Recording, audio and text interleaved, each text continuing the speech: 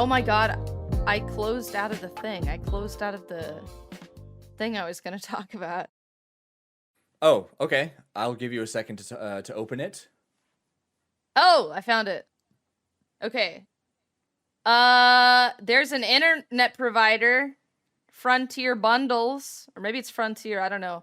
Anyway, they're offering $2,000 to pairs of friends. Why are you yelling? Shut up! Dude, you're yelling. I'm excited! Is this an ad? Are we getting paid for this? To play 21 hours of video games together and report back on their experiences. Aww. That was like a brain teaser. I said, "Is this an ad? Are we getting paid for this?" You're like, what went through your head? I don't know. I really can't say. I blacked out for a moment there. You completely stumped me. I didn't know what to do with myself. My mind went empty. Because if we're not getting paid, we can't talk. Listen, we can't talk about anything on this podcast if we're not getting paid for it. Not even games. This is the 2 hours of silence. And at the very end, we're like, all right, waiting for our sponsors. Hey, we could do the counting thing. 1, 2, 3, 4, 5, 6. Yeah, let's do this for the rest of the episode. Yeah, this is some quality content right here. Oh man. Anyway, it's been a while. Yeah. No, it has. And by a while, I think you mean 1 week. It's been 1 week since you listened to us. It's been 1 week since you listened to me. Yeah. Hold on. No. Internet provider Frontier Bundles is offering $2,000 to pairs of friends to play video games, and we're gonna apply. Do we have to be customers? Because I don't use No, Frontier. you don't have to be a customer. I think it's more of an experiment, and maybe they're trying to get the word out about Frontier. Wait, I'm not sold on this yet. What do I do? Why? Just apply. But apply to do what exactly? What will I be spending my time doing? Playing video games with me for 21 hours. Oh, what? Ooh. Not straight. Over the span of like a week. That's still a pretty big Pretty big fucking ass. But each of us will get $1,000. Oh, wait. I thought it's $2,000 each. God damn it. No, I think it's $2,000 per duo. Okay, real talk. Super real talk right now. If we do win this, because we are absolutely applying, if we do win this, I think I'm going to donate my $1,000 to some sort of cause. I'm not sure what That's yet, a great idea. But I think that would be great. Okay, yeah. Maybe this is it. Maybe we don't talk about this quite right this second. Wait, why? Because Kimberly and Travis they're hackers, and they're gonna get all of our details just from that one utterance of a monetary value. All right. Wait, why? Listen, I just want to donate it. Don't talk about it right now. They're gonna find out, and they're gonna fucking get into our bank accounts and stuff. How would they? How? They're gonna find. I'm nervous now. They'll probably send me a giant, comically large check for $2,000, and I'll actually just pocket it all, and I won't even give you your half of the money. What are you talking? I'm trying to help. I'm trying to save. We can't talk about it. Kimberly and Travis are good people. I don't know why the fuck you would sully their name. They're listening right now. They're right there. Points. I think I'm points a little, at them. I think I'm a little paranoid right now. Kimberly, Travis, I didn't mean it. It's okay. There's just Huh? He did mean it. Nothing. Kimberly, Travis, you guys heard that. You know Kimberly, Travis, it's okay. Listen, no. You know where to contact me, guys. Listen, we can bring him down I will shelter you under. I will shelter you under Eagle's wings from her wrath. It's okay. Come. What wrath? You're the one who was like. Listen. No, don't talk about it. I'm turning my back to you dramatically. All right. This is illustrative of us going our separate ways now. No more Uncouth. No more $2,000. Oh fuck! All of it's gone. I'm applying with your name anyway. You don't even have a say in it anymore. I'm just gonna apply with your shit. I'm literally gonna give you $1,000. I don't care. I'll just give it to you, even if we don't. I don't give a shit. I'll Venmo it to you regardless. I don't fucking care. Back still to you. screaming at your shoulders. Oh, that's right. I don't want your money. Oh, dude. Actually, yesterday. Your dirty internet money. Yesterday, when I was playing Disco Elysium, I was screeching making these terrible, ungodly, screeching noises, and somebody compared me with the devil. And I was like, huh, funny you should say that. If you listen to the podcast, you'll see that I am, in fact, the devil's daughter. Related, yep, blood. By blood. And except it's actually tar. Tar is what runs through my veins, since I am, in fact. Tartar. I have tartar. I have tartar sauce in my veins. Tartar sauce in my veins. I have tartar sauce. Tartar. Where are you from exactly? Tartar Town. Oh. So wait, is this a teeth thing or a fish thing? What are you talking about? What teeth? Like tartar. Oh, like plaque? Like buildup? Yeah. No, yep. I was thinking tartar sauce like fish.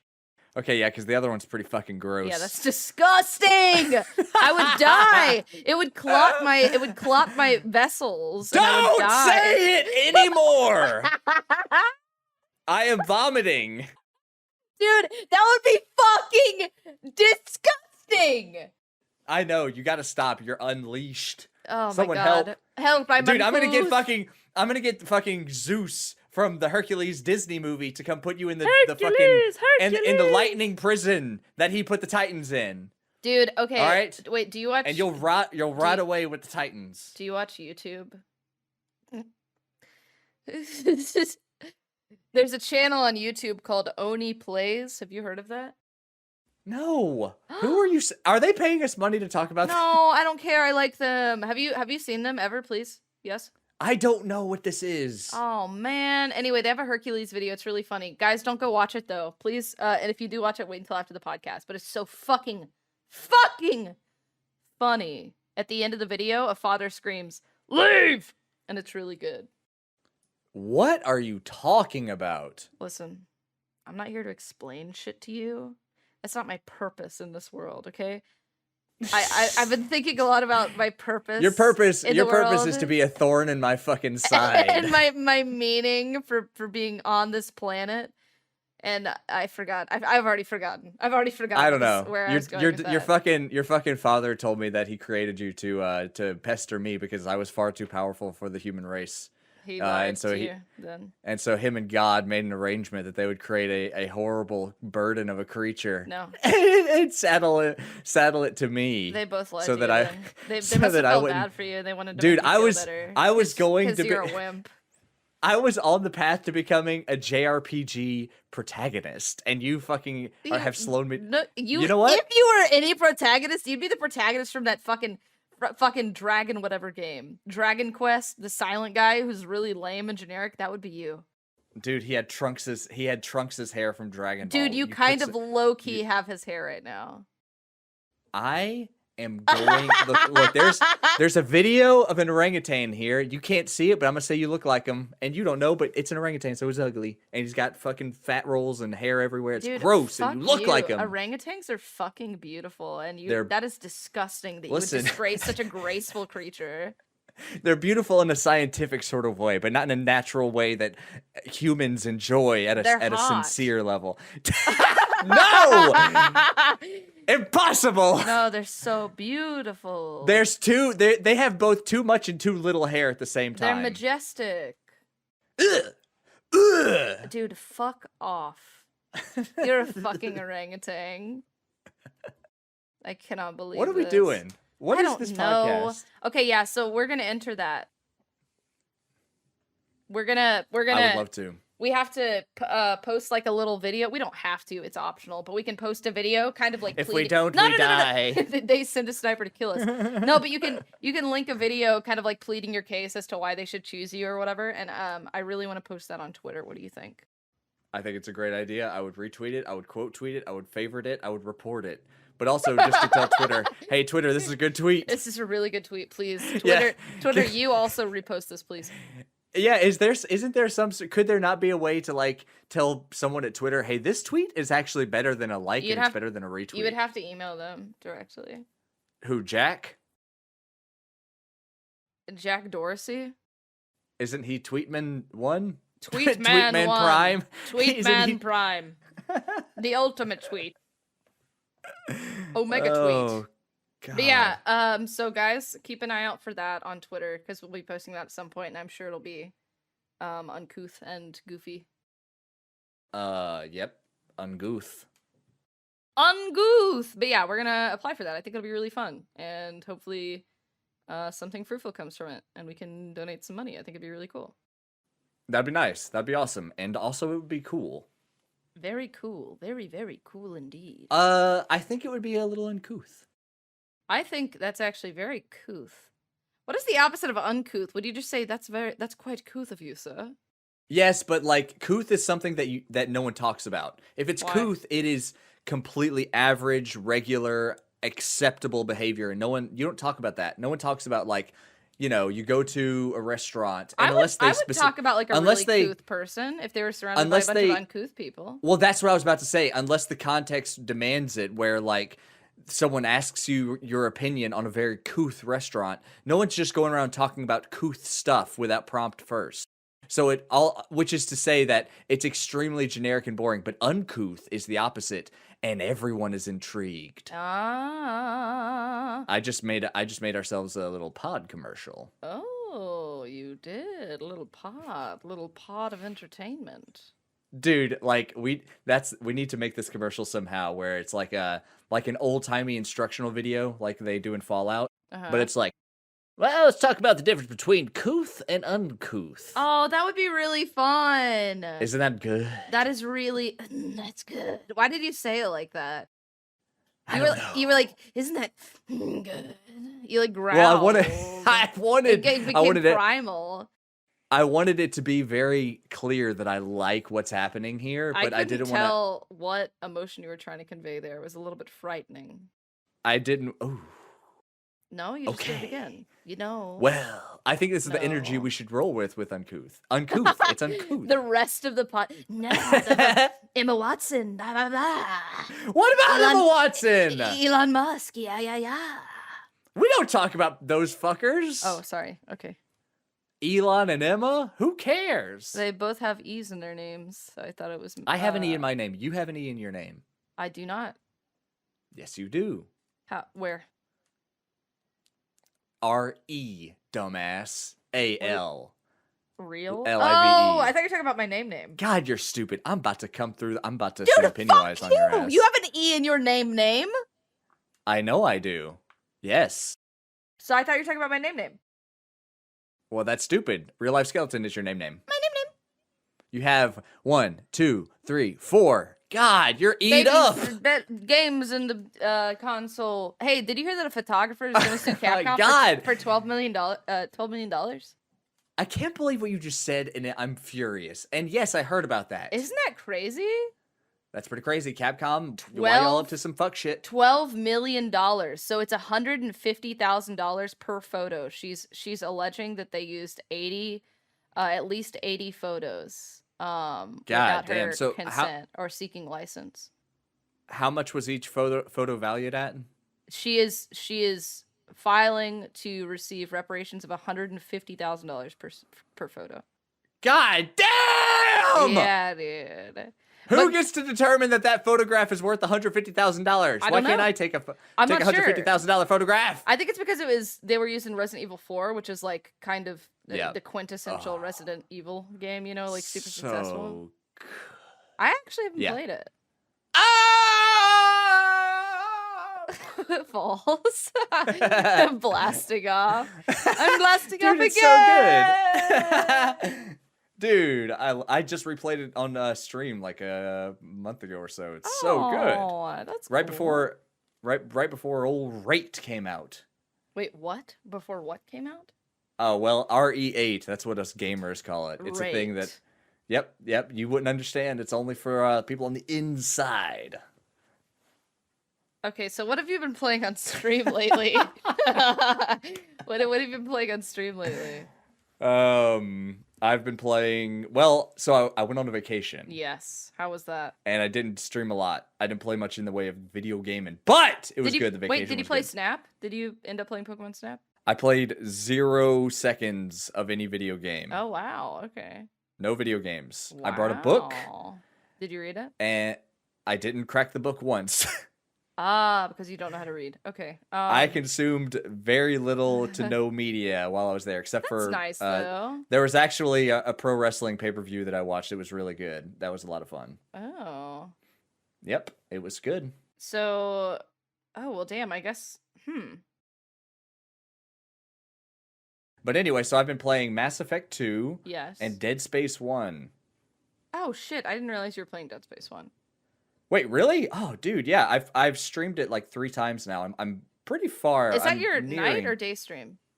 That's my night stream. Oh, that's probably why. I can usually catch you during the day streams because I'm like sitting at the computer working anyway. I think I feel like I haven't gotten a notification for your night stream.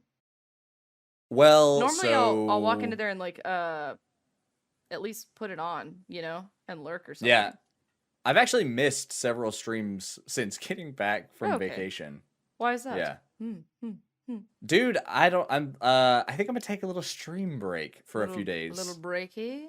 Yeah, because like the streams that I've had recently have all been good. I haven't had like a bad stream or anything, but I've just been really impatient with the stream. Like I'll start it and just kind of look at the clock. Like it's just, I'm not treating it as the enjoyable thing that it was recently. Yeah, it's becoming more of a chore, I guess. Yeah, and I don't like that, and so I'm not going to do it for a little bit. Okay. How long of a break are we talking here? Well, so Jeff Keighley has a couple of years. No, listen, our people couldn't survive if That's true. There would be riots in the streets. People would be protesting. Yeah, I mean, I have to give instruction to each one of them individually every day what they're to do in their daily life. They call me. In the name of Uncouth? Yeah, each one of them individually. You as well do this. And I talk you through, well, get up, teeth brushed, jump in the shower, go to work. And they're like, hey, can you help me with the big, I have the big bridge project that I'm working on. And I'll say, yes, you're going to need 18 tons of concrete. I did not know that you were an engineer. Or well, when I need to help my friends, I do some I do astrophysics occasionally. Yeah. Sure. Wow. When I you wear many a hat. Yeah, I'm a streamer. I have to. I'm a streamer. Oh, cringe. What's so funny? What's the problem? Nothing. I had something in my throat. I was trying to get it out of my throat. Dude, I just want to let you know, my stomach just growled, and I saw the little light around my face on Discord light up. The microphone picked it up. Whoa, really? The growl? Yeah, dude. Whoa. My stomach growl. Discord was like, what was that? What was that? Oh my god. Are you hungry? No, I don't know why that's happening. Why is that happening? Are you okay? Did you die? Who am I? Did you get vaccinated? Oh my god. What is life? The tracker is setting in. The tracker? Yeah, the trackers that are in the vaccines. Oh, you're talking about the stuff they put in the water, dude. They've been putting in the water for years to keep us docile. That's right. Keep it and sterile to keep our birth rate low. How far down conspiracy theories do you go? I don't. I just don't. Yeah. I don't know any. I actually don't know really much of anything about conspiracy theories outside of just like seeing a random like Reddit post or something. Yeah. I generally with conspiracy, I used to go pretty far down that stuff. But these days, like, I think there's a fairly reasonable explanation for pretty much every conspiracy theory, and sometimes it's indicative of a different problem that's far greater but more systemic than like individual right. Yeah. Than like individual acts of evil. Right. Yeah. Conspiratorial shit. Exactly. I think that most of the world problems are big systemic issues with the way society is moving, and less so like individual acts of evil, which, not to say that those don't have big effects, but anyway, but conspiracies get fucking lost. They lose the forest for the trees sort of situation. They look at individual things and and they come up with these really elaborate and ridiculous ways to explain bad things that happen in the world. And usually the explanation is, there's just a really rich guy. Yeah, there's a super rich guy who, had lobbyists that got this one small law change that you didn't know about 20 years ago, and now he has all the forests in this fucking state, Dude, or some shit like that. Another thing I've noticed with like conspiracy theorists is like I've never met a conspiracy theorist who it's not like they just believe one sort of outlandish thing. Like, dude, it is all or nothing. Bigfoot it's is a lifestyle. Real. Bigfoot is real. The earth is flat. It is also in a dome. Also, there's mind controlling chemicals in the water. Like, it's everything, Yeah. Yeah, it's kind of insane. I can't do conspiracy theorists. Like, I can't handle them for very long before, like, it just stops becoming funny, and it's a little sad. It's Like, sad. It's very yeah, sad. it's a ridiculous way to live your life. I saw a Um, video of this father who, and the daughter was recording him, like secretly, and she was saying that like she was gonna get a vaccine, like that the other sister was gonna get a vaccine, and the dad was like legitimately sobbing and begging and saying that he would pay them oh my not to get it fucking god. because he was so scared that it was like gonna make them sterile and like Oh that they were my gonna god. die. And it was just sad. It's like it's not even funny. It's just sad because this isn't an act. This isn't like some weird Yes. political thing. This guy just like deeply believes that if his daughters get vaccinated, like they're gonna die, and This that's is an adult man that you've it's stood behind it in the grocery line it's and was completely nuts. normal. It's Yeah, yeah. it's nuts. It's very sad. It's very Lunacy, sad. dude. I can't deal with those fucking people I wouldn't 'cause even say it's lunacy. I would say that they've been like manipulated into believing something to no, push I some know. sort of agenda. It's very sad. It's like it's conspiracy theories, they kind of they're super clever because they make obvious an evil that we all are already know about, and they say, hey, listen, the thing that we all know is evil, it's actually way worse than you think, and I can show you who's doing it. That's the core of kind of Right. every conspiracy theory. And so people who already know that there is an evil thing in the world, like child sex trafficking or whatever, that sort of thing, like, yeah, that stuff really does exist. But these conspiracy theories, they're grifters. They see that there's, potential for money and power in you know, people who are vulnerable to being swindled by con men, right? And so they like fucking whisper, hey, come here, come close, and then they tell you all the crazy shit. Here, look, I've got these documents. The government did this and that. 9/11 they did this. is fake. That's right, and I did this over here, and then the guy was gonna kill me, and I had to escape, and I was buck ass nude. Anyway, like they tell all these fucking crazy tales and stories, and it just fucking swindles people. They're just fucking tricked by a con man. Yeah. And that like the whole Q movement can be traced Ugh. back to one dude in the Philippines who fucking left this country because he was a disgrace. And like, Really? yeah, it's there's some pretty interesting like tell all sort of journalistic investigative On like stories or whatever QAnon or whatever? on the origins and stuff. And like Ah. after all that came out about what Q is and like the origins of it, it's sad that so many people in this country got swindled by Dude, that they stuff still because believe it. There are people out there I who know. still believe it. Still believe it. The fucking pillow guy. What's the Mike Landlow or what Linlaw I or whatever? have The pillow. no fucking idea. Dude, he lives his fucking life telling everyone in 6 days I'm going to release documents to the Supreme Court and they're going to have to overrule Joe Biden's presidency. He lives his life. There's always new documents. There's Something. always a new fucking story that he's found. And in 6 days, he's going to reveal it to the Supreme Court. And like people are just like, yep, that's right. It's crazy. Dude, it's sad. Another like the whole like vaccine conspiratorial thoughts of like it's gonna sterilize people, like you're gonna die if you get it. Like it just logically doesn't Yeah. make sense. Why would the quote unquote government or whoever's distributing the vaccine, Pfizer, Right. Moderna, Johnson and Johnson, why would they kill off the people who are susceptible to listening to like the suggestion? You know what? They would kill the people Dude, who would not honestly- get the vaccine. Honestly, the reasoning for most of the conspiracy theory people is that there's some great evil force that is commanding them to do it. The devil, reptilian aliens, there's some evil that The is government. unprovable. Yeah. You can't prove it.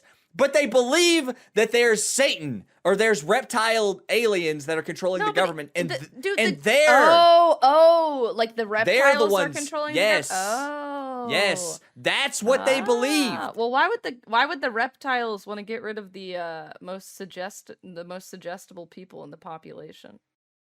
I don't know, to further proliferate the human race and adapt and fucking eventually overtake us, probably, I guess. I don't know. No, but the people who aren't getting vaccines are also the people who are like, give me my damn old guns, you know? Those people would be the more threatening ones to the reptilians. Right. Oh, I see what you're It saying. doesn't Well, make they're sense. fighting back against the reptiles by not getting the vaccine.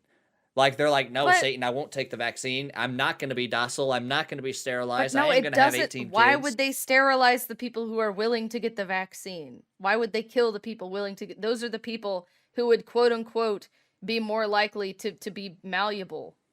Well, in under their mind, their reptilian regime. In their mind, the people who are spouting this sort of fucking nonsense, they view Satan or the reptile aliens or whoever, they view them as just trying to take over. It's not about some elaborate strategy. It's a numbers game. They're trying to get as many more reptile fucking people as possible so that they can one day have a catastrophic war that's going to end all life and eventually they won. Like, that's the fucking core of their belief system. It goes back to some ridiculous fucking cosmology or something that is completely unprovable, and they just convince millions of people just who don't have like great critical thinking skills. Damn. Anyway, when I got my first vaccine, my sister was a pharmacy tech at the pharmacy I went to, and somebody else gave me the vaccine. My sister poked, because you have to sit there once you get the vaccine. You have to sit there for like 15 minutes and be observed, right, to make sure your scales are growing incorrectly. No, I found one. No, I found her. No, like, so my sister pokes out on the corner and she's like, "Hey, how are you feeling?" And I look up from my phone, whatever, and I start to talk, but I start choking on my spit and coughing. And so I'm just like, I'm just like coughing, and then I start like shaking and like throw my head back, and my eyes are rolling around, and I was like, "Yeah, normal." Changing.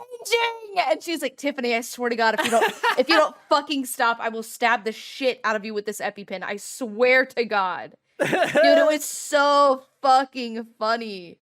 Dude, that would have actually triggered a civil war. That could have triggered a civil war in your area. Had a pedestrian walked by and seen my transformation. That's true. Actually, if the right psychopath who spends their life on Facebook saw that shit, they would have been like, "I knew it! Yes!" And they would have ran through the store screaming. They would have thrown their basket of fucking frozen spring rolls and egg rolls onto the ground and fucking frozen pizzas. They would have ran out the store, and they would have been like, "The apocalypse!"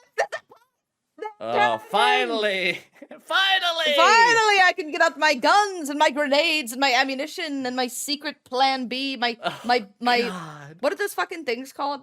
My prepper bag. There's like some word for it though. I want all preppers to understand that they look to normal people the way that everyone looks at Dale Gribble in King of the Hill. Every prepper is just Dale Gribble. I'm not gonna lie, I love Dale.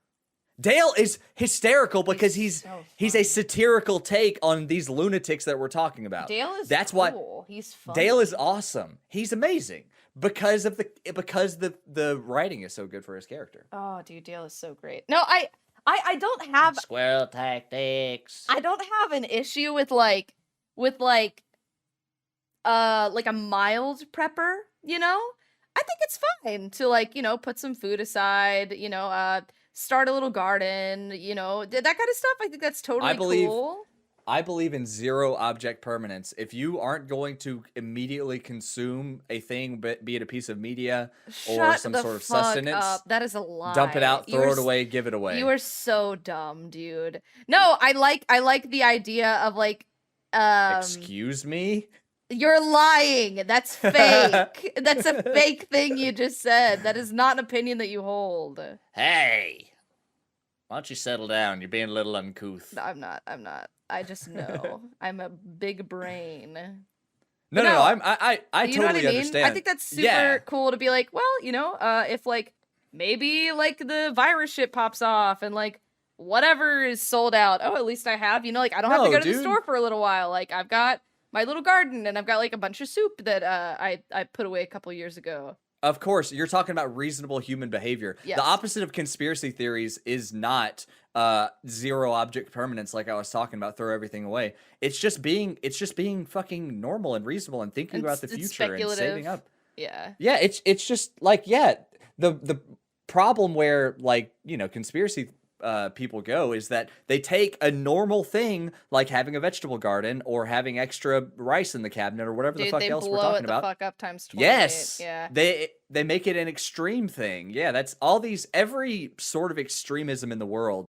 You can see that in these people's everyday lives. Like they are just extreme people. Like they have been, what's the word? What's the word when you fucking indoctrinate someone into like a new anyway, they've been indoctrinated. How about that? Indoctrinate, yeah. No, I think as soon as you're running like bi-monthly drills, escape drills, like you should really reevaluate a lot. Wait, is that weird behavior? Yeah, like if the end of the world is happening, I've got my bag like together. We can we can get ready and we can get out of here in 20 minutes. Because we do a drill every 2 months. Oh, well, after this podcast, I had a thing set up with my mom, my family, my mayor, my pastor. We're all going to run drill. My mayor! My mom, my pastor, and my mayor are all the same person. Ah.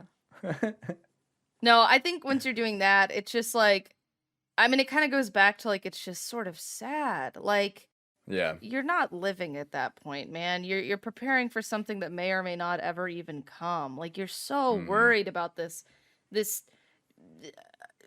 fucking thing that you've made up in your head as the reality of the situation in the world, this inevitable like doomsday, that you're not even enjoying yourself.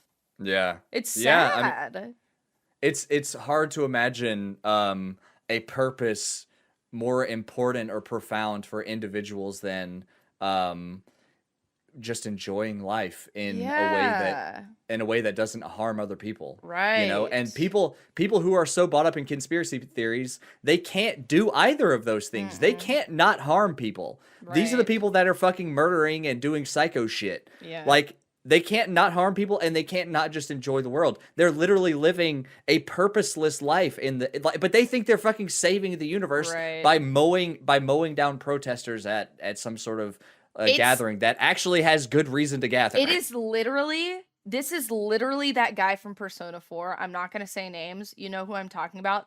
That is a conspiracy theorist. That is the perfect example. Yes, these people are extreme.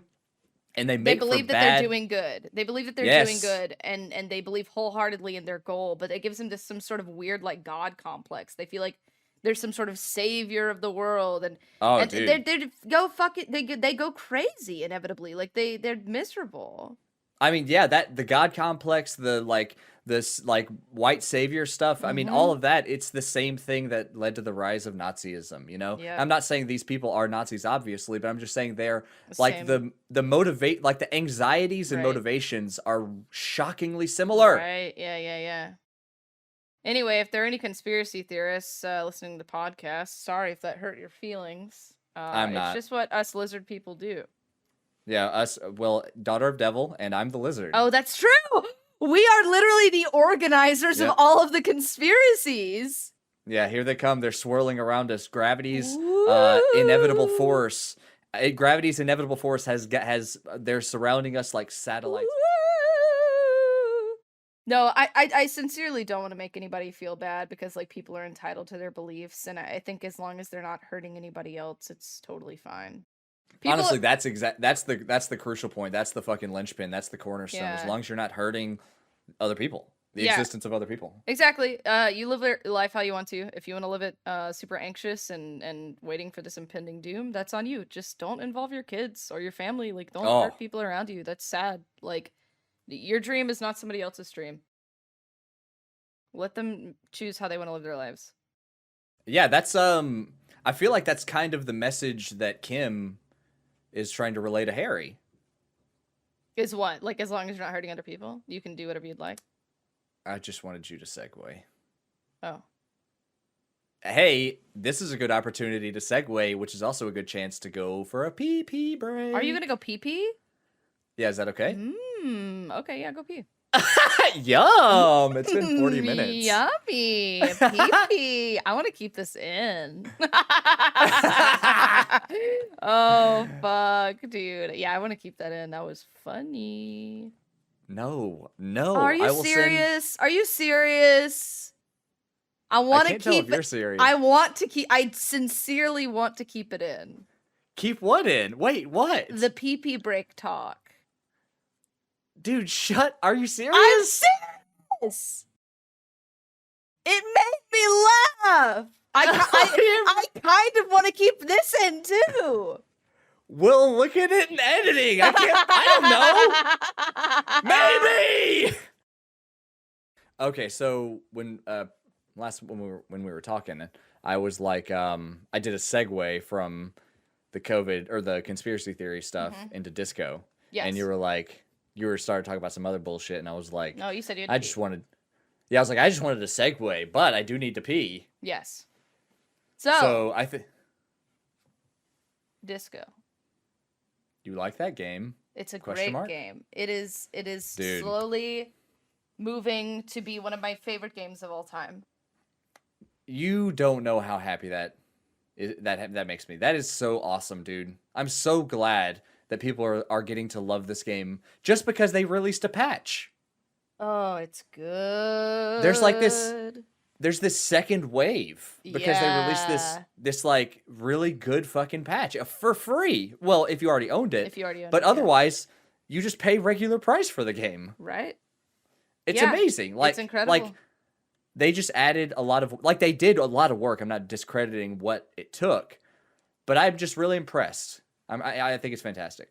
I agree. I totally agree. I think it's a fucking wonderful game. I am really, really enjoying it. Like, it's hard for me on days that I can't play it because I really want to play it. You know, like that's... Yeah. And that's kind of saying a lot, I think. Yeah, like, that's one of the great compliments that you can pay a game. Yes, is that don't want to put it down. Right, yes. No, I fucking love it. Like, I started streaming yesterday pretty late, and with the intent of playing it for a couple hours, 2 hours, something pretty small little stream. I ended up streaming for, God, 5 hours. By the time I was logging off, it was 4 a.m. I just I had such a hard time putting it down. Yeah. It's very good. That's fantastic. Man, this game, it's such a good fucking game. Would you say it is a top 25 RPG of all time? Hands down, probably top sort 5. Top 5. Oh, not even. Oh, so not past 25 then. Absolutely. Anybody who puts it at 25 or lower is dumb. Smooth brain. Smooth. That is smooth brain flea behavior. Fuck, dude, the flea behavior is thin strong. Lips, bruh. No, it's fucking excellent. It's such a good game. It's a masterpiece. Oh, yes it is. Yes it is. So, but you also agree that it is a very niche game, and it is. Yes, it's very slow. It has a specific audience. I think its audience is the overlap of gamers and people who are really into tabletop RPGs. Yes, it is not for everybody. It's extremely slow, very dialogue heavy, super narrative heavy. I have one complaint about the game though. Are you ready to hear it? I'm ready. I wish that there was more to do on the first 2 days. Shut up. No, the third day opens up a new area. I feel like that's probably not a massive spoiler. It opens up a new section of the game for you. And I did so fucking much in day 3. It stayed at 2 a.m. for way too long because I just kept doing more stuff. Yeah. But I remember feeling like on day 1 and 2 a little bit, and it may have also been my just learning the game and the mechanics and sort of what to expect from the world, but I just felt like there wasn't really a ton to do. Like, it was like, all right, I feel like I've done everything I can do today, but like, with the third day, it was just like, holy fuck, there's so much. Like, I literally can't stop. That's probably my only complaint, really. Damn, that's very fair. I think with my initial playthrough of the game, my complaint would have been the fact that it's mostly not voice acted. Really? But they added that for free. Right. Yeah, I'm having a hard time because I know that from what you've told me, that you did a ton on day 1 and didn't have as much to left over to do on day 2. Maybe that was and my problem. that's what I remember you telling me that, and I remember thinking that I didn't have that problem in my playthrough. It felt like I actually did more stuff on day 2. Like that was just my sort of trajectory. Yeah, maybe it's just like a play style difference. I feel like they could have remedied that though by adding more of the timed sort of quests, things that unlock after like a day or whatever. Yeah.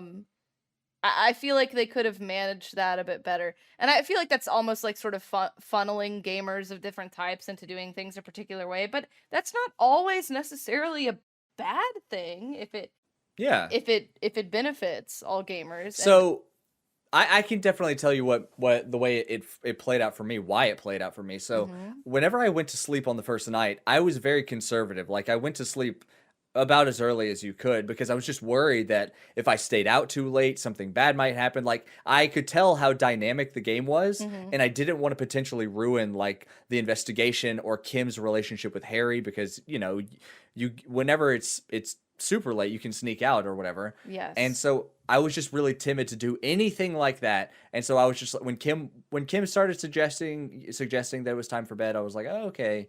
But on the second night, I felt more confident because I started to understand the game more deeply. And so that's when I started to do more exploration. I accomplished way more. And then day 3, yeah, there's a shit ton to do. So much, dude. So much. Oh, 1 second. I'm getting a phone call. Sorry.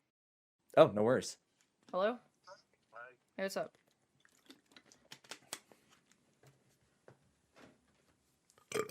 Hello. Hello. Hey, sorry. I muted myself. Hey. No, you are okay. Yes, everything is good. Okay. Okay. Yeah.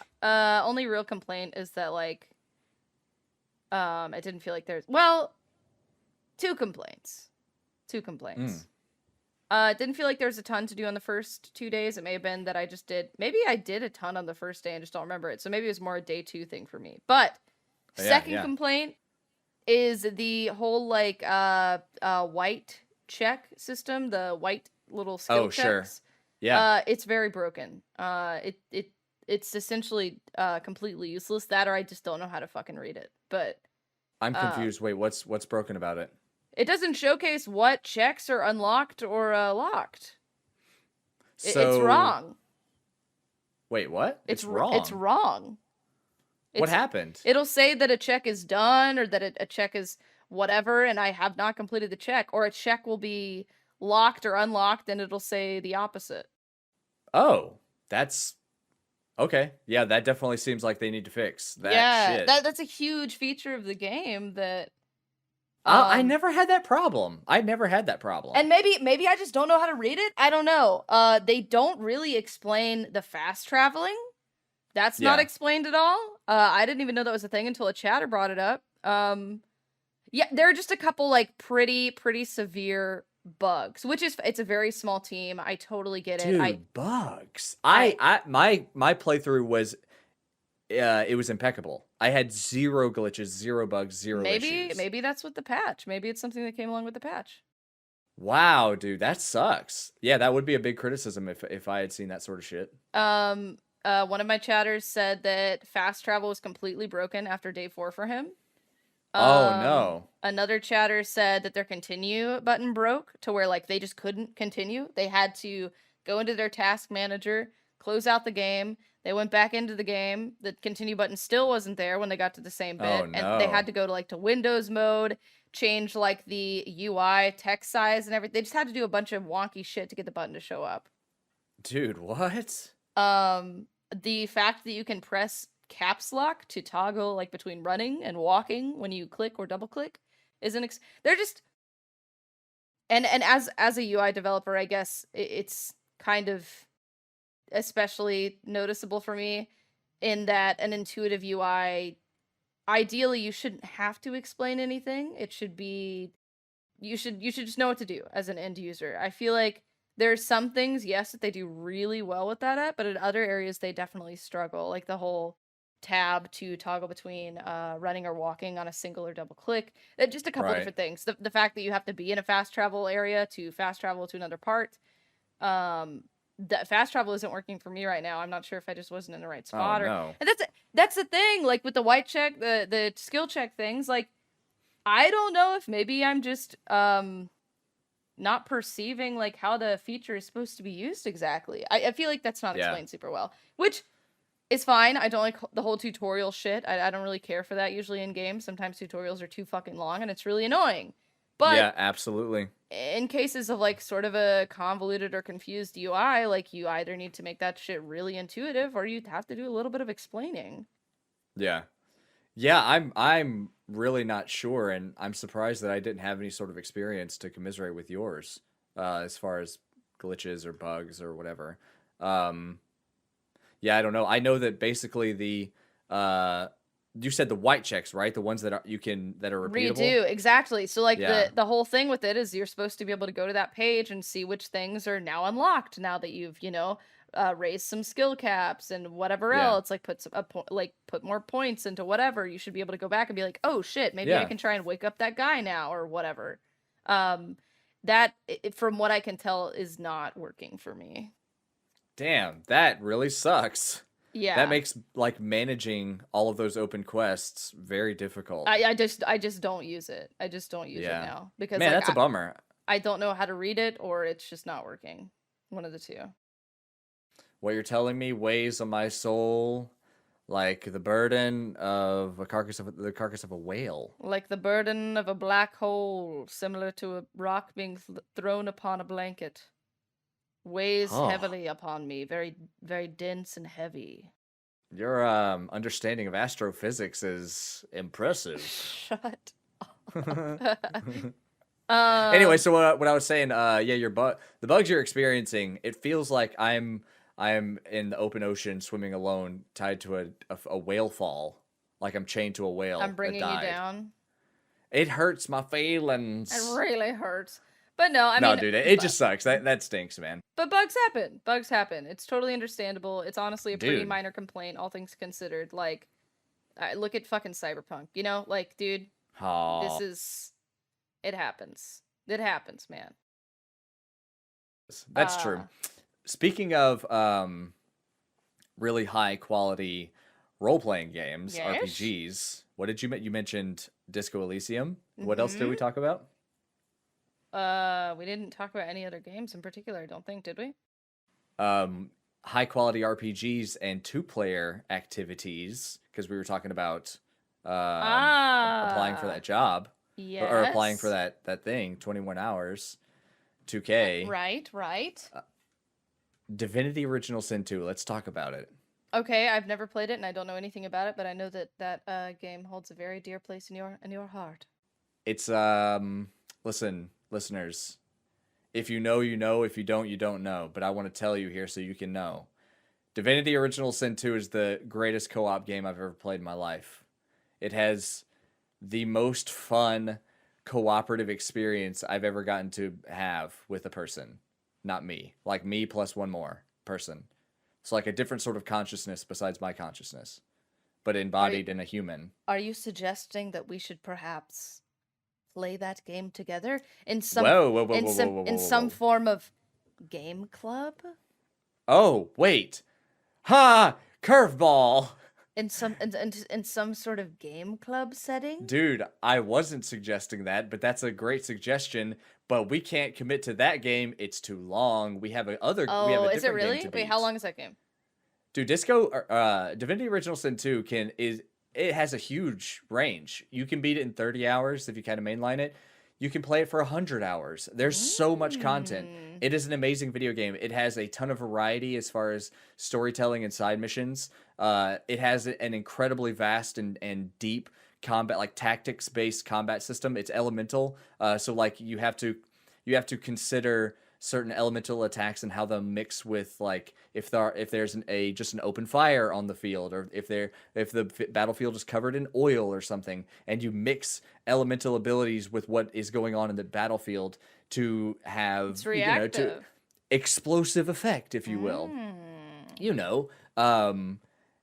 And so it is just an absolute joy to be given 2 characters and your partner control 2 characters, and you go through this game just on this fucking, role-playing adventure That sounds very fun.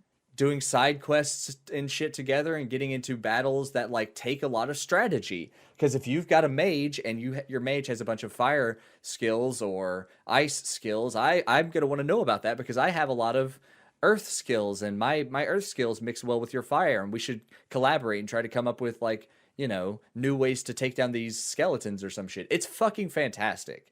That game, it is truly a delight to play. So it's perhaps a future game club endeavor. A future game club for sure. What would you say trumps this endeavor? What is a more important thing that we should play? Perhaps. Wait, hang on. Are you gonna wait? Detroit Become Human. Oh wait. Oh wait. What? Shh! Don't tell me. Astrobot.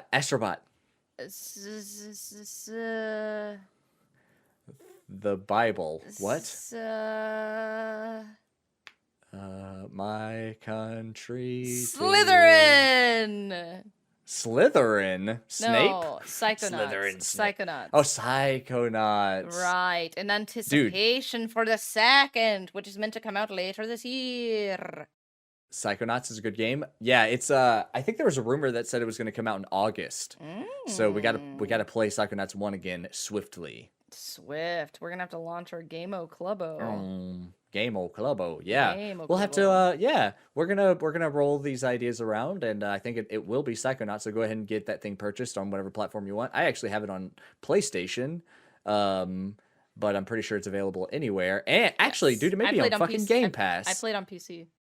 It may be on Game Pass because I'm pretty sure. It's on no, Xbox? I know. Yeah, Microsoft owns Double Fine now, so that game may. I didn't know that. Listen, I'm not making any promises. I don't know, but it would make sense to me if Psychonauts was on Game Pass. Yeah. So, yeah, that I think that's what we're gonna do. But as far as the rollout, it is on Game Pass, by the way. Dude, yes. Wowie! And outside of that, it's like $10.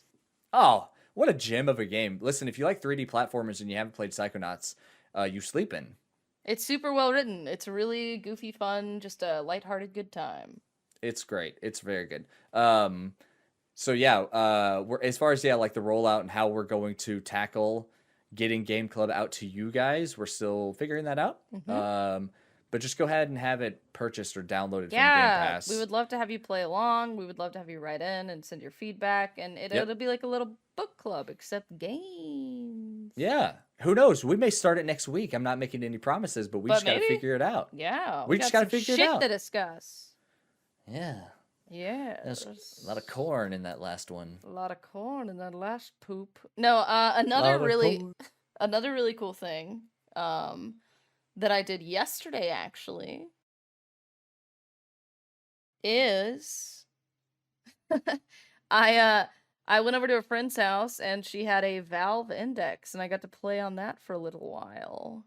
Yeah, what'd you play? I played it was like Car Mechanic Simulator. Okay. It's in beta. And God, what else did Beat Saber.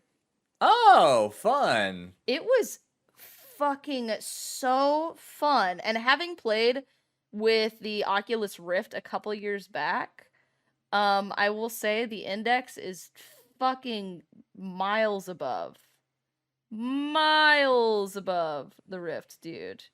Did you get to play Half-Life Alyx? I thought about it, so they have it. But they hadn't started it yet, and I think the tutorial or something is like an hour long before you can actually get into the game. So I didn't want to like spoil the game or like, you know, because they were sitting there hanging out watching whatever. I didn't want to like start playing that before they could play it, and also I didn't want to spend an hour in like a tutorial. Man, let's just talk about that for a second. That is a true gamer's conundrum that no one will ever understand. Because on one hand, you have a podcast because you're a gamer, right? Yes. That's some bullshit that only gamers do. I know. And on the other hand, you don't want to spoil the good game for your friends who haven't started it. That's something gamers do. I know. Quintessential gamer problems over here. Big solid gamer probs. Wow, dude. I do feel like we have like this sort of messianic oppression against us. Oh my god. Like, we're here to save, we're Oh, here to no. bring you guys into new truths, and people are working against us. There are evil forces conspiring against us. Almost like lizard people. Satan. Or Satan, yeah. Yeah, precisely just like that. Oh my god. No, but on the topic of not that, the index, actually the car mechanic simulator thing was a lot of fun. It was super buggy. I didn't fucking know how the fuck to play that shit, but like, dude, Buggier than disco? Unreal. Unfucking unplayable, thank dude. God. It is Oh, God. unreal how buggy that game Whew. is.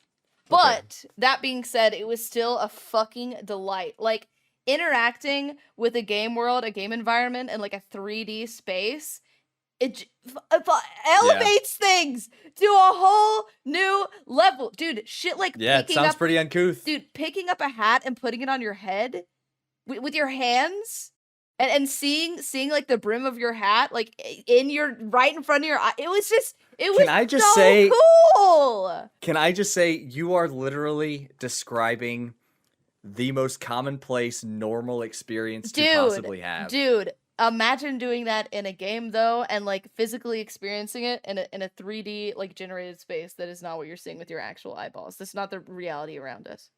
Dude, my actual eyeballs are pretty fucking good though. Shut the fuck up. No, listen.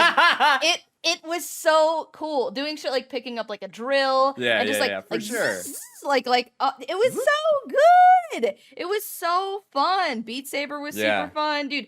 It was just such a good fucking time. I've honestly been eyeing the index for a while now, like months and months and months. But the price tag It'll run on well on your computer. It will not. I'm gonna have to really upgrade some shit. But no, like, the hefty price tag has been like very discouraging for me because I'm like, dude, how much better can it feel? Like, how much better can it look? Like, how much better is everything? And I will have to say, like, they put some very serious thought into the design of this headset and the little like hand things, the little towers. It's all just great. It all feels really good. I had a really, really good time, and I think if I win in the future, I can update my computer to actually support that. I think I'm going to grab me an index. Yeah.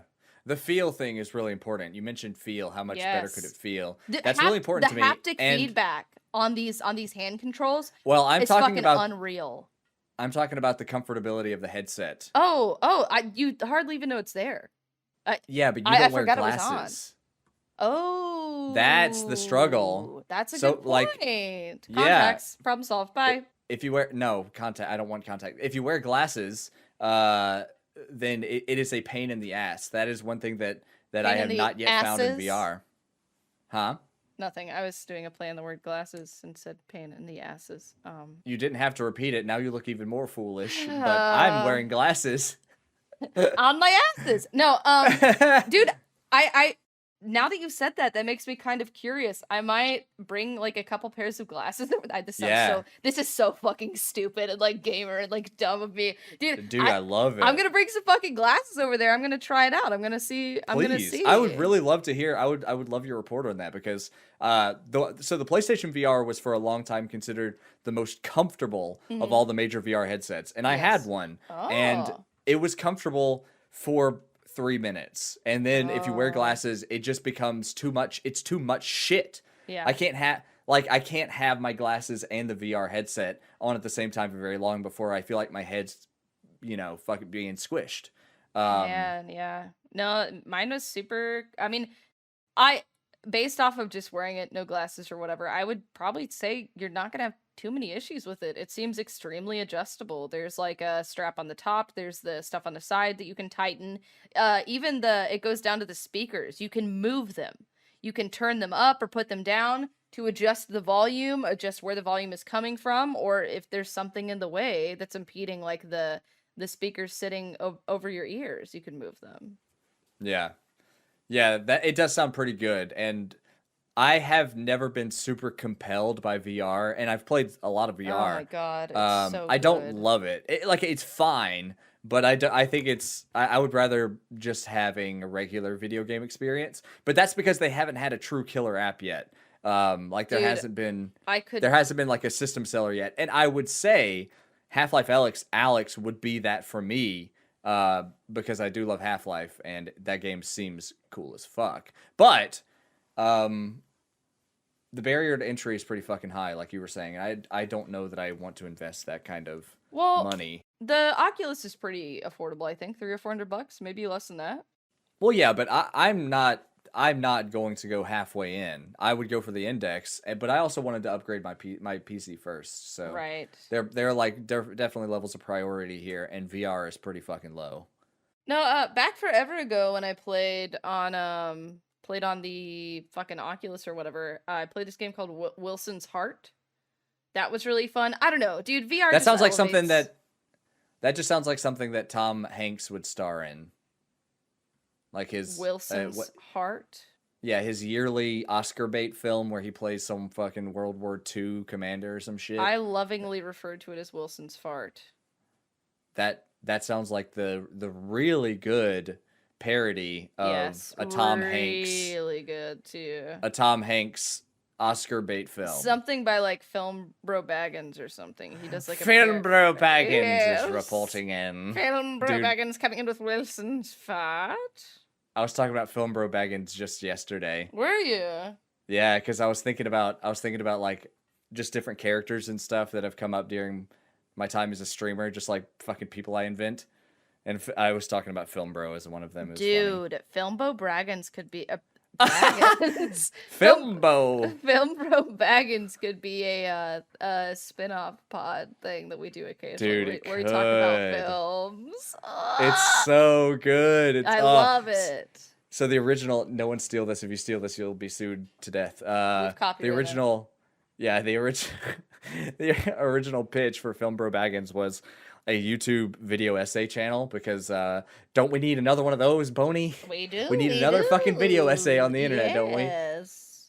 Specifically about video games that, or about TV or movies that fucking millennials grew up with, like The Lord of the Rings. Other hits such as Lord of the Flies. More fucking nostalgia for millennials to consume. Great!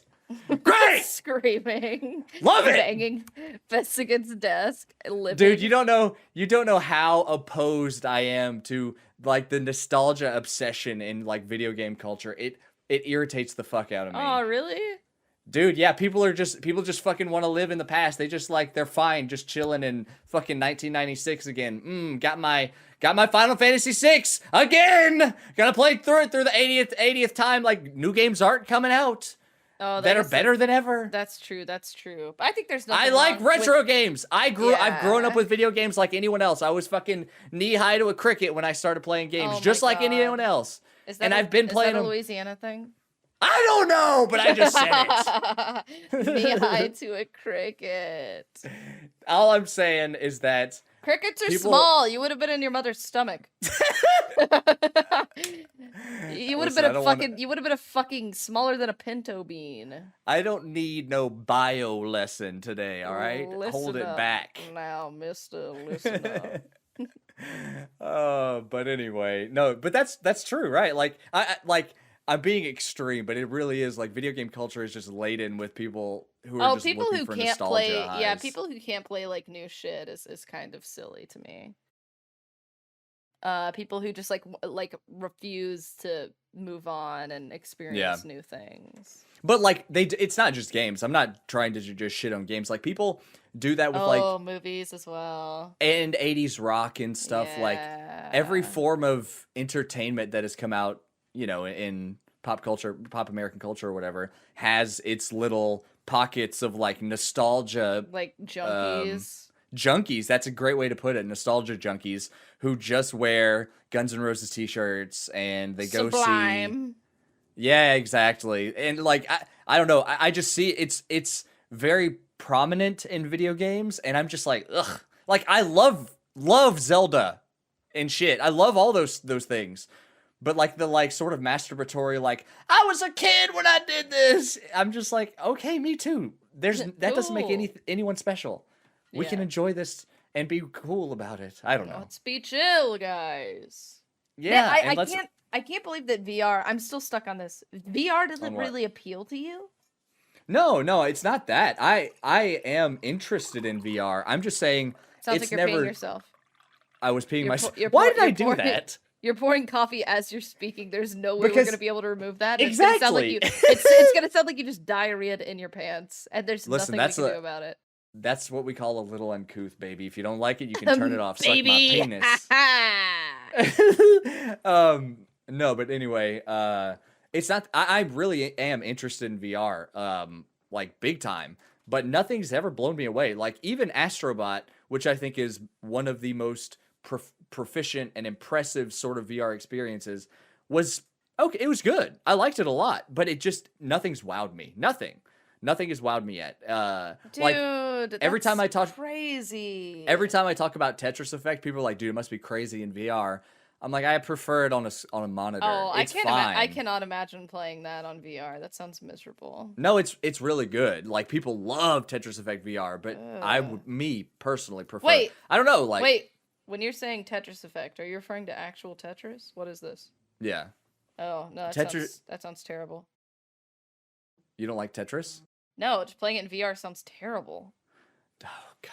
All right, all my Tetris fiends out there who are like me, let's all just don't. Tetris is fine. Just why in VR? No. Listen, Boney, we're gonna do the Tetris chant against you. It's 2D right, here stacking. Goes. You're stacking 2D objects. This is the Tetris chant. You done? Wait, what do you mean? Are good? You were doing it. All right. Anyway. No, dude, just being immersed in a virtual world is so cool. I mean, literally, you heard me talking about putting on a fucking hat, dude. Like, it was just cool. I know. Listen, I'm not discrediting any of this. I played Job Simulator. I know how cool it is to fucking scan your brain and then throw it at your coworker. Dude, it's really good. I understand. I totally get it. All I'm saying is that nothing has been profound or impressive enough for me to want to invest in that circus of hardware that it's going to take to get it running. I fucking would today if I could get a GPU and a new MOBO and a new CPU. I would today. Really? Yes. Oh, not me. And I would just play. Doesn't impress me like I would play so fucking much VR. It would be hard for me not to play VR, and then I'd get tired of it in probably 2 weeks.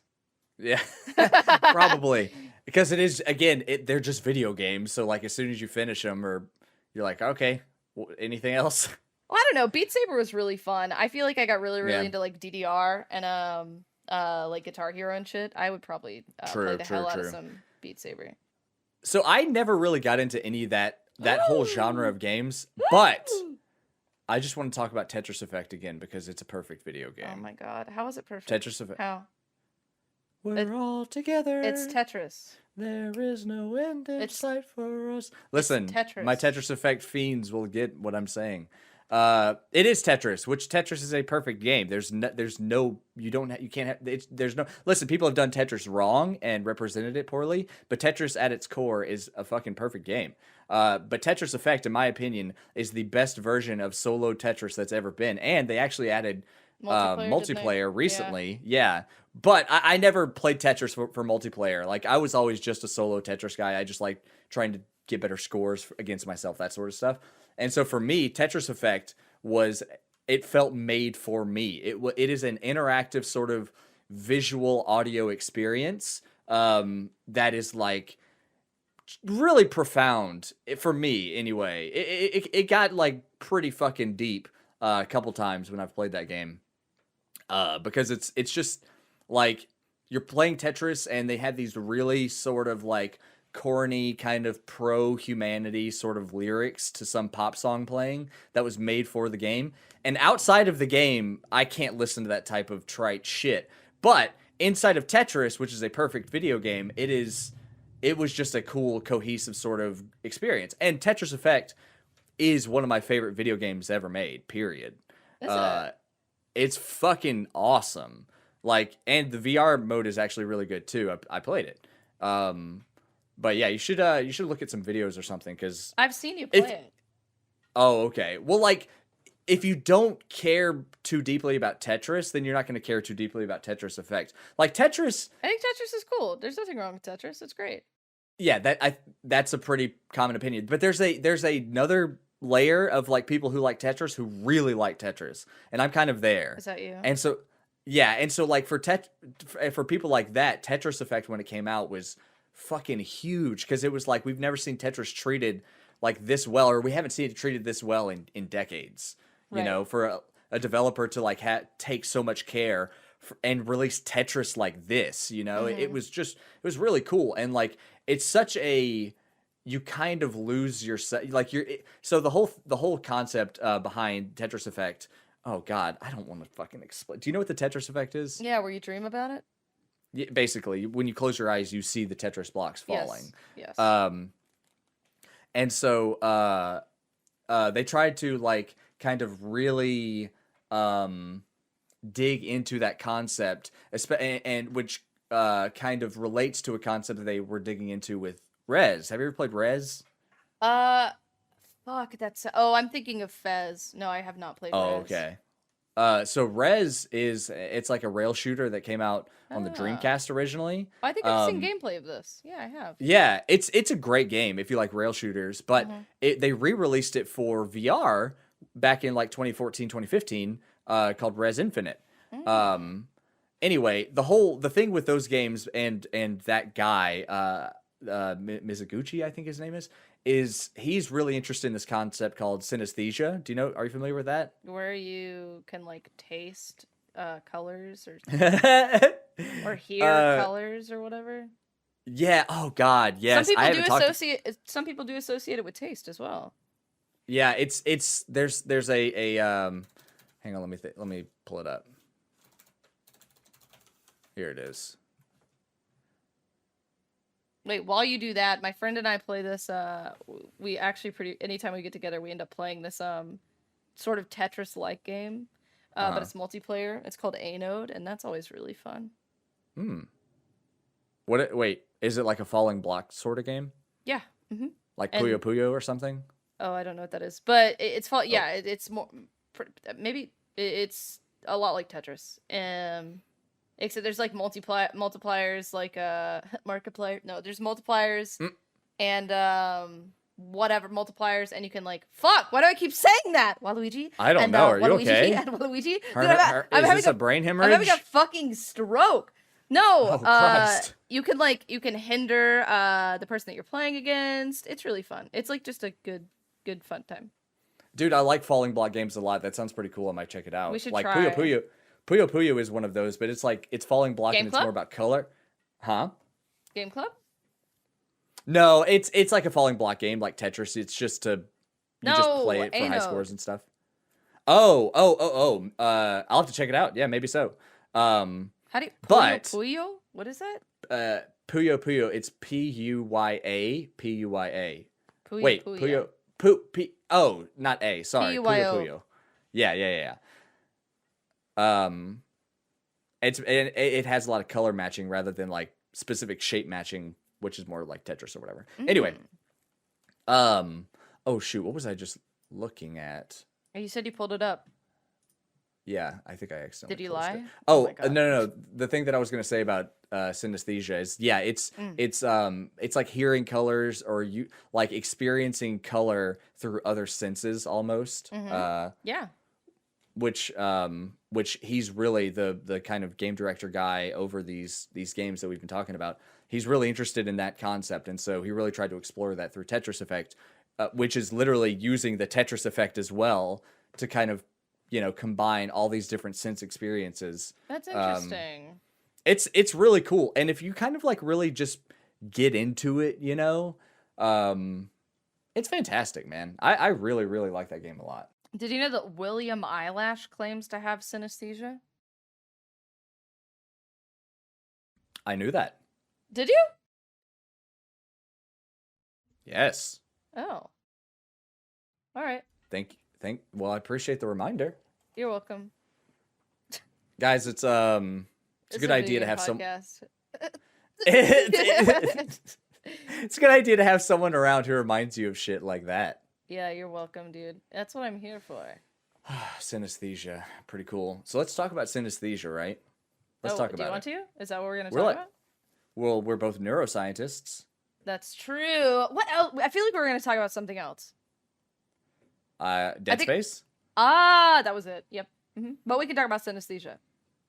Okay. I just wanted to make sure we didn't miss anything. So anyway, as a neuroscientist, Which you are, synesthesia is. and I Yep, am. it's a really interesting concept, is it not, Doctor? Yes, Doctor. Thank you, Doctor. Gray. Thank you, Doctor. Boney. I think you mean Doctor Ton. Dr. Tun. You're right, Dr. Tun. You're right. Yeah, first name Skelly, last name Ton. Skeleton. Why did you pause? Continue what you were saying to agree with me. Skeleton. Synesthesia is interesting, is it not, Dr. Skeleton? No, you don't have to call me by full name, Dr. Ton. Okay, please, just please talk about synesthesia. Synesthesia is cool. It's very interesting. Whenever I hear somebody be like, yeah, I have synesthesia, I taste colors and I feel the colors and I see them too, probably. Who knows? I'm just like, I'm a little bit speculative. What does that even fucking mean? Are there proved cases? How do you prove that? How do you prove that somebody has synesthesia? What is color? It's something that you perceive with your eyes, usually. Yes, but how do you perceive it? With your eyes, usually. You see light. Okay. What is light? It's just light. It's radiation. Is light radiation? Yes, light is radiation. It's waves. Oh my god, dude, we're gonna die. Sound waves. Sound waves enter your ear. To die. There's zero difference between what a sound wave is and what a light wave is. One's just moving a lot faster. There's zero difference. No. They literally are classified as different things. They're very, very, very, very, very different, but they have one small similarity. They're waves. Waves, yeah. Okay, cool. So are the things in the ocean. Okay, so you perceive color. You perceive color via light waves. It's possible that color, as sound interacts with color, bounce off, picks up a different sort of flavor too. Oh my god, dude! I just, how do you prove that? I guess there's no real way to prove. Someone goes and in a red room, and someone else goes, tastes like red. That doesn't happen. There's no. I don't know. There's no scientific way to prove that somebody actually does have synesthesia. I don't know. It's based off of like a first-hand claim, Okay, fine, whatever. I don't give a shit. I'm not gonna be mad about it. Dude, like you. Fuck you! I can be mad about whatever I want. Every I know. episode. Go ahead. Every episode, I'm mad about something. It's got to be something. Yep. And today it's synesthesia. Yep. Foolish behavior. That's fine. Can if you scientifically prove? Do not do this. You can't stop me. Can synesthesia be proven? A phenomenon is biological, automatic, and apparently unlearned. Distinct from both hallucination and metaphor. Condition runs in families, more common among women than men. Oh, but until recently, research. Wait, what do you mean until? Where's the article? I just need to read a paper. I need to read a paper on this. Okay, go ahead. Do some homework. I fucking hate this. I hate it when I Google something. Can you scientifically prove synesthesia? I just want, instead of all these search results, I just wanted to say yes or no in giant letters in the center of the screen. Dude, you're a fool. That's what I want. Answer my fucking question. Who? Google. Who is Google? Google is algorithms. They're doing their best, and most of the time it sucks. Tell me. They can't because they don't know.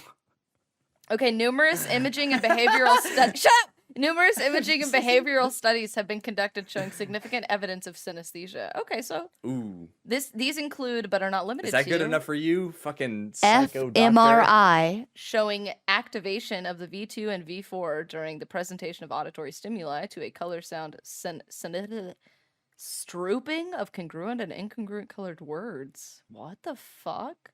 I want to participate. I want to hear about my V12 going off. Tell me about that V12 truck boy. Haha. What about a V13? Oh well, that's another one up, isn't it? I'm pretty sure that's just a moped. Wait, is it? V13 moped. Hey, listen, all my moped gearheads out there know what I'm talking about. All my gearhead brothers. What a and moped nation. Oh my god, the podcast just completely changes from video games to like automotives and shit. But specifically about mopeds. mopeds. Yeah, moped nation. What up? Do you think there is a single moped podcast? Here we go. Dude. Moped podcast. Here we go. Podcast series Moped. Moped Monday. Hey, they better pay us for this They advertisement. posted 6 days ago. This is a thing.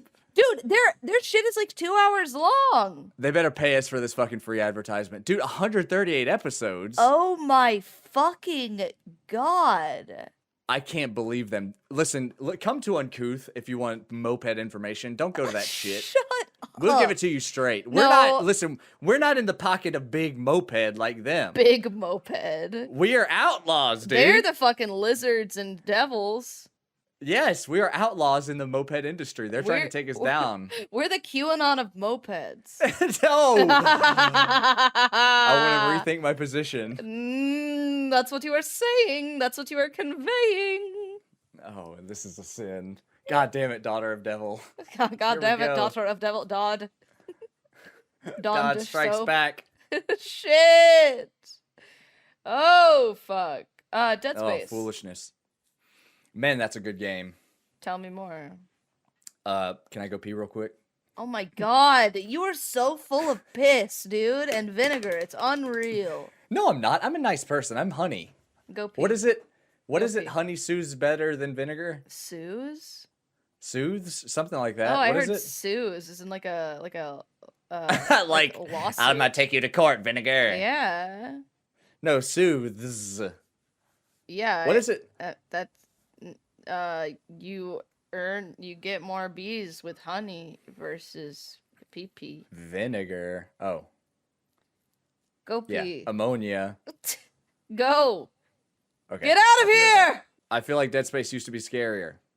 Why? I don't know. I feel like Dead Space used to be scarier.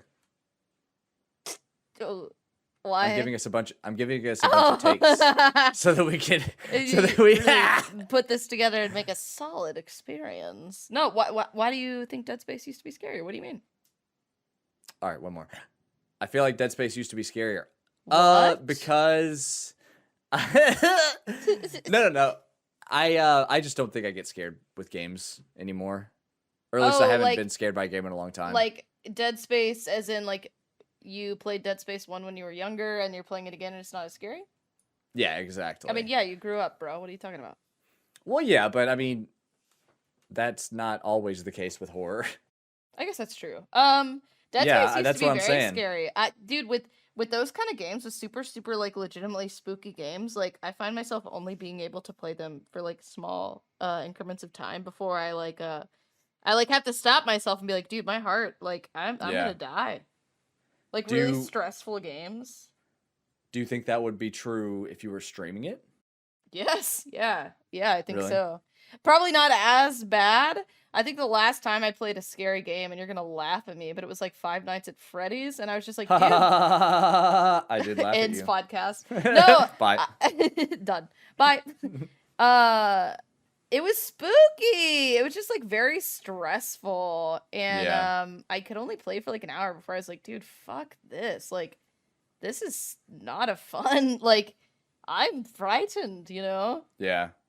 No, I'm not. Listen, I don't think it's like any sort of fucking advantage to not be afraid of games or whatever. But I don't remember the last time a game actually scared me, and I don't know. It's kind of I wish that games were scarier. Like, I just played fucking Resident Evil 8, right? And that's an action game.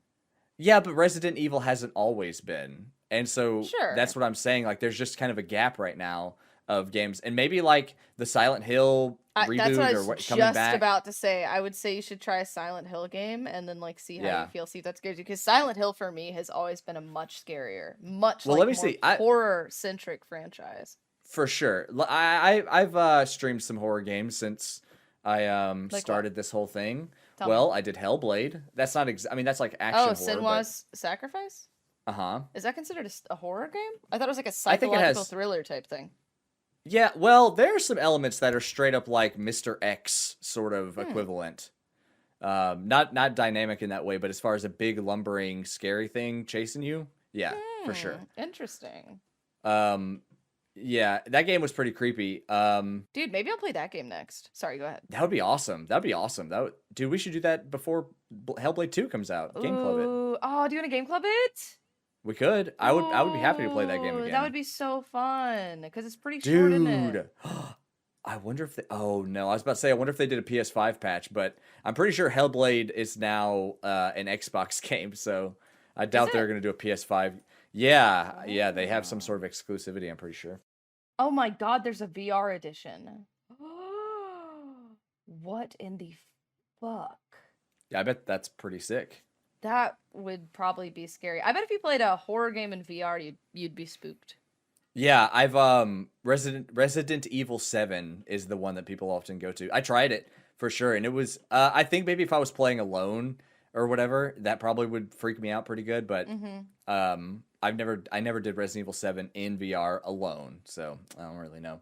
I also played a game called Blair Witch. Oh, I think I played that. It sucked. It was not scary. It did have a jump scare moment for me, a pretty good jump scare. Oh but shit, maybe I didn't. Let me see. It just sucked. It just kind of sucked. Fuck, I'm trying to remember if I played that or not.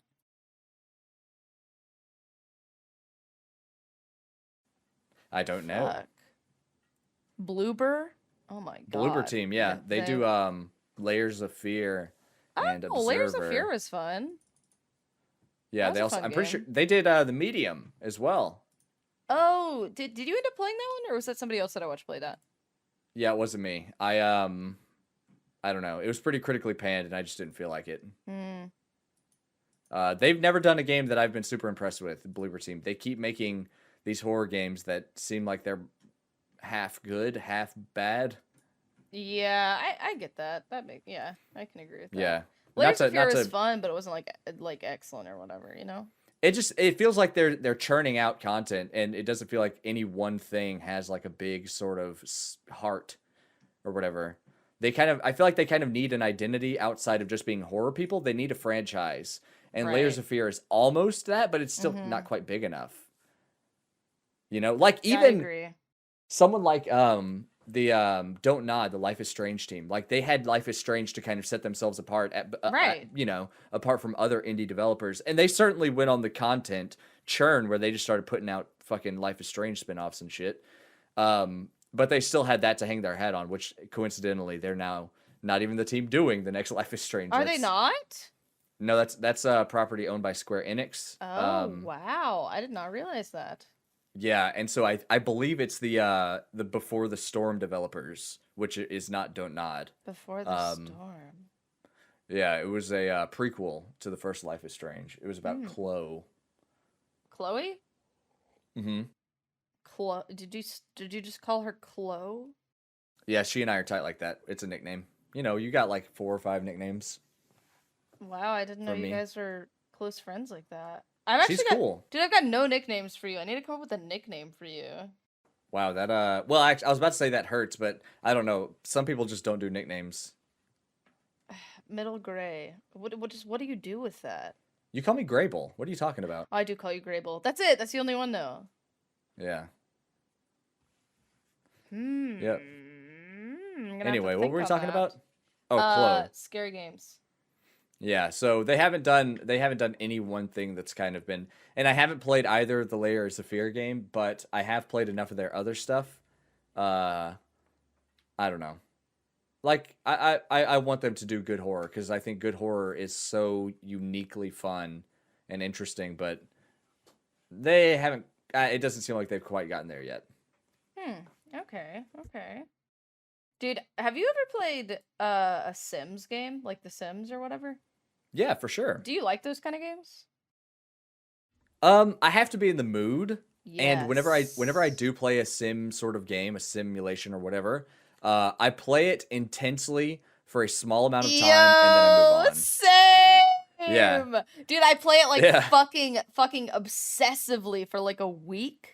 And then I never touch it again. And then I go through a weird phase where I'm like really craving another like Sims game or whatever. Yes. And I'll just make a new game. I won't even fucking pick back up the old game. I'll make a whole new game and then I'll obsessively play that for another week. Yep. Yeah, I do the same thing. Sometimes it doesn't even last that long. Like Yeah. I got really into Frostpunk for like one evening where Oh I my was like, god. I'm gonna beat this fucking thing tonight. And I got really close. I almost completed a whole fucking cycle or whatever they call that shit Oh my in Frostpunk. gosh. Um, I played it for like hours, but I didn't touch it after that one night. It was fun. That one night was a lot of fucking fun, and I'll remember Frostpunk fondly for giving me that one experience. It was on Game Pass. I didn't like invest a ton of money Yeah, into yeah, it. yeah, yeah. Okay. Yeah, Game Pass is fucking awesome for that kind of thing. Dude, for Um, sure. especially for you and I, like we got to get our simulation itch going on, scratching it, Boom. dude. Game Pass, Done. thank you. Yeah. That's No, like Gears Tactics. I played Gears Tactics for a few days, like not even a full week, but I wanted a tactics game. I like Gears of War, and so it gave me that fill for about three. And that's not how the developer wants you to play. They want you to invest, way right. more time. Right. But I like playing with those. I like playing with those systems like they're toys, and then moving on to my regular rotation of games. I fuck. What is that game that we talked about last episode with the skeleton as a main character? It's a Double Fine game. Oh, Grim Fandango. Grim Fandango. That's a I great game. am gonna put that on my to playlist, I think. Oh, dude, that's awesome. I've actually considered streaming it Oh, because really? I never actually beat it. I've played a lot of it. Well, as much as you can play a lot of a point and click adventure game. Right, right, It's very good though. I love the setting. It's got a good sense of humor. Yeah, it's a good one. right. My my starting screen, how I have that song playing? Yes. Oh, is it muted? Yes! Oh no. That is my first time I've ever had that happen. Oh man, that's wow. crazy. I'm gonna have to get a new starting song. Uh-oh, you went to trouble. No, no, I'm not. No, I'm not. No, I'm All right, not. so wait. Let's talk about horror stuff. I wasn't finished. Okay. I just wasn't finished going through the games the horror games I beat. Tell me more. Well, I'm playing Dead Space currently. I'm gonna go from. Do you want me to go from oldest to newest? Yes. Well, okay. Let's see. Blair Witch, Hellblade. I'm gonna say anything that's kind of horror-y or horror adjacent, like Hellblade. Let's see here. Plague Tale has, bits of that, bits of scary stuff. I wouldn't call it horror though. I actually around the same time I did play Alien Isolation on stream, but I didn't finish it, so I didn't put it was on that this list. spoopy? It was. It was. It had some good jump scares, but it wasn't truly like, off-putting or whatever. Okay. That's kind of what I'm looking for, that kind of like that vibe factor, Oh, that like unsettling. God, what is that? No, there's a word. There's like a perfect word that it's like if a movie can make me feel this way, then it's a good horror movie. I'm trying to think of it's Dread. Dread, yes. Dread is such a hard thing to get people to feel. Yeah, people are so scared of Dread, they fall headlong into their nostalgia needs. Oh my God. No, yeah. No, Dread I'm with you though. It's hard. I'm with you. It's hard to bring that out of people. I think Yeah. if you make somebody dread something, dread the next scene, like a concept that they tackle in their movie and it fills you with dread, like whatever the case may be, I think that's a really well executed movie. If it can make its audience feel dread. That's why not long ago we were talking about horror stuff, and I was telling you that I prefer horror that deals with like, great questions of reality, because they do fill me with they dread! do fill me with those feelings. Yeah. That's exactly what I was thinking of when I said that, because like Lake Mungo or whatever. Yes, I watched part of that, by the way. Did you? Oh, please finish it and please tell me what you think. I couldn't finish it because it was late as fuck. I was watching it on my phone. Oh, you've got to finish that. You got to finish it. Yeah, I do. That is a good movie. That is the epitome of dread for me in a form of media. It's very good. The most dread I've ever felt with a movie was watching The Descent the first time. I don't know if I've ever seen that, but I think I've seen some like little scenes from it, and I could definitely see why. Like it's a very claustrophobic movie, and I think that really like the fact that they chose the setting that they did really helps them. Yeah. Well, so like I wouldn't say that I have claustrophobia necessarily. I don't like I've never Dude, had a problem with that, but I feel claustrophobic sometimes, you know? well, I And think everybody does. And like the for thing sure. too, and it's not even necessarily claustrophobia in the typical sense of claustrophobia, like, oh, it's tight. It's like there's nowhere to run. Right. You can't flail, you can't run, you can't try and defend yourself. You're in a tight space and there's no escaping. Like I think that's a great environment for dread to sort of build.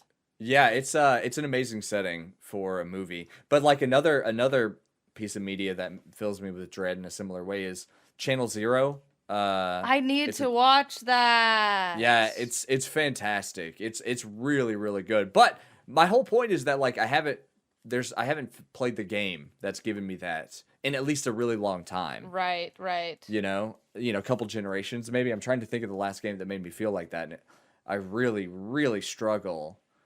Um, but I played the Resident Evil 3 remake, which is like action horror. It's not really scary at all. The Hmm. beginning of Prey is pretty effective Pray. at giving you that sense of dread. I don't know what that is.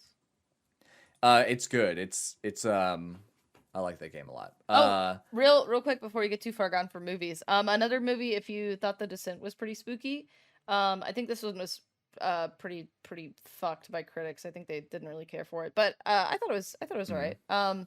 It's a movie called As Above, So Below. Oh, dude, I've wanted to watch that several You should times. watch it. You should watch it. I actually watched not all of it, but a good bit of it. Gosh, last week I think. It's on Oh, Netflix cool. right now. That's another I think it's another good movie that kind of establishes dread and like that whole Okay. claustrophobic like stuck factor is a really big Right, thing there. right. Well, I played the Amnesia and Soma, that whole collection last October. Remember that? Mm-hmm. Which, by the Soma way, Soma is spooky, dude. Soma's pretty spooky. Yeah, but none of those games really. Yeah. I mean, they're not gonna. I They're one of those games where like I can't play for too long. Like, because when you're being mm, pursued or whatever, it really gets my blood pressure going. right. I also played right after that The Evil Within 2, I don't know which anything about that. the first half of that game is really good, and then it becomes pretty linear horror action stuff Mm-hmm. with like the second half, and I didn't really. You know what games actually do fill you with a sense of dread, and we are fucking idiots for not having mentioned them yet. What? The Souls games. I've never played a Souls like, so I They can't do speak. Can't they speak on it. do a tremendous job, especially I would say like the first Dark Souls or like the first time you have one of those experiences. Mm-hmm. The first time I ever played Dark Souls back in 2011, it really fucking unsettled me that the first like you start in this weird like asylum place and then you have to fight the big demon. And then again when I played Bloodborne in 2015, it was very similar sense of like dread and like I am nothing here and everything is trying to kill me. Yeah, those are the games. And those aren't like typically horror games. They're just really effective and making you feel like you're Kind of like a puny. yeah, you're an outsider and they don't want you here. Yeah, I played like maybe some of the first stage of like it was either like Demon Souls or fucking whatever the fuck, something like that. And got to I think it was just like I couldn't fucking figure out how to get to the boss chamber and I was just like, dude, fuck this game. This is fucking stupid. I move so slow. I hate this. Yeah. And That I just was didn't pick it up again. to be honest, that was my first experience with Dark Souls way back in the day. I was like, I remember specifically talking to a friend of mine and comparing it to other games, and like, I don't understand why people like the combat. It's so slow. It's It's so so sluggish. sluggish. Yeah. Yeah, you have to. It takes getting used to. That's really all it is. Like Yeah. once you really grapple with the system and understand it, you may still not like it. That's totally fine, but there is a point at which you can understand that system and like be really good at it, and have a lot of fun even. But I I remember, guess I've never really been one to play with like the large slow weapon in a game. I just don't like the way it feels. It's not fun for me. You yeah, know? that's totally fair. Totally fair. I would be interested to see you try like Sekiro though, which is the most difficult of the games that we're talking about. Really? But you know what? Actually, fuck that. Neo. That would be more, I think, appealing to you. I haven't even heard of Neo. It's spelled Nioh. It's made by Team. Yeah, it's made by Team Ninja, which are the people that make Ninja Gaiden.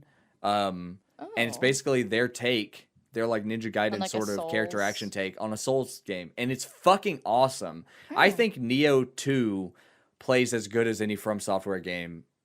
Like they are wonderful games. If you like, character action or Souls like shit, they're fucking great. They're hard, but not I really, really, really think highly of those. So games. I've never heard somebody vocalize this title, and I always thought it was pronounced Nio.